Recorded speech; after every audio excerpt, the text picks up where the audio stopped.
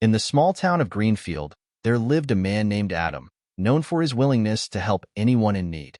He was the type of person who could always be counted on, whether it was for fixing a leaky roof, helping with a move, or offering advice. His reputation as the go-to person in town grew, and his neighbors admired his generosity. Yet, despite all the praise, Adam began to feel a deep sense of dissatisfaction. He had been so focused on helping others that he had neglected his own well-being. Adam had always believed that the more he helped others, the more meaningful his life would be. He worked long hours at his job as a mechanic, often skipping lunch just to fix a neighbor's car or to lend a hand to anyone who needed it. He was always present, ready to offer his skills or time. But over the years, something started to change. His personal life began to unravel. His house needed repairs, his health was deteriorating, and his relationships were strained because he never made time for them. He had given so much to others that there was nothing left for himself. One day, Adam was sitting in his small, cluttered living room, staring at a pile of unfinished tasks. His phone rang again, a neighbor asking for his help with a car that had broken down. Adam sighed, his shoulders heavy with exhaustion. Though he wanted to help, he knew he couldn't keep going at this pace. "I've lost myself in all this," he thought, feeling more drained than ever before. It was then that his mother, who had always been a source of wisdom for him, stopped by. Seeing the weariness in Adam's eyes, she sat down and offered some advice. "Adam, I see you're always there for everyone, but I've got to ask, who's taking care of you?"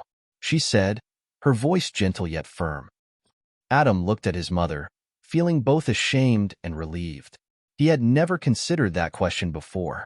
Helping people is great, Adam, but if you're not careful, it'll drain you. You can't keep giving from an empty well. You need to fill your own cup first, or eventually, you'll have nothing left to offer. His mother's words hit Adam hard. He knew they were true, but it was difficult to accept. He had spent so many years being the reliable one, the fixer, the helper. Letting go of that identity felt almost impossible. Over the next few weeks, Adam began to slowly change his approach. When his neighbor Steve asked him to help build a fence, Adam politely declined, suggesting Steve could manage with the help of another friend. Instead, Adam focused on his own home. He finally repaired the roof that had leaked for months, cleaned out his garage, and started going for short walks in the evenings, something he hadn't done in years. The true test came when a severe storm hit Greenfield. The town was struck with flooding, and many homes were at risk of damage. Adam knew that his skills were needed, but this time, he didn't rush in alone. Instead, he organized the community. He asked people to work together, to form teams, and to share the responsibility. They built sandbag barriers, reinforced houses, and made sure everyone had what they needed. "We all have something to offer here," Adam said to the group. "It's not about one person doing everything. We're stronger when we work together and share the load." The community came together, and they weathered the storm successfully. Adam was there, of course, helping where he could, but he also encouraged others to step up and take charge in areas where they were capable. After the storm passed, Adam felt a sense of relief that he hadn't experienced in years. His home was repaired, his health had improved from the walks, and he had taken the first steps toward restoring his relationships with those closest to him.